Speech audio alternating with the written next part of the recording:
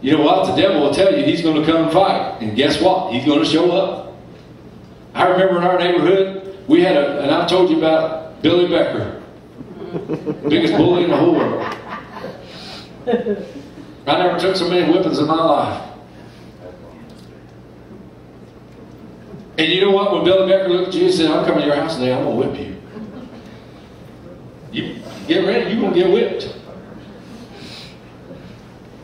And if Billy Becker said, I'm not just whip you, I'm going to whip you and your brother. And I'd say, well, that depends on which one you're talking about.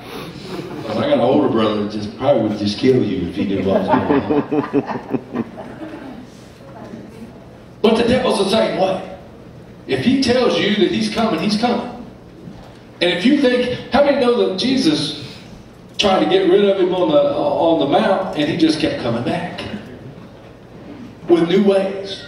Testing us in new ways and trying Jesus in the Word. Trying everything that he could to get to Jesus. Folks, I'm going to tell you something. The battle will be on and you need to be ready. Let's read verse 27. We're almost done here. And the children of Israel were mustered and given provisions. And they went against them. Now the children of Israel encamped before them like two little what? Flocks of goats. While the Syrians filled the countryside. Oh, I want to make sure you grab a hold of this one. When you go into your valley battle, I'm going to tell you something. You're going to look like a little bitty nothing compared to what you're facing. This right here, I can just picture Israel.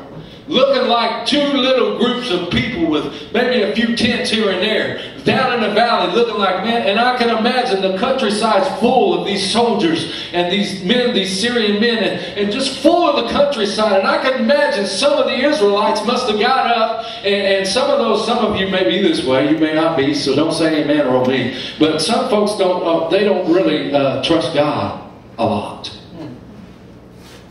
Well, they'll follow the leader.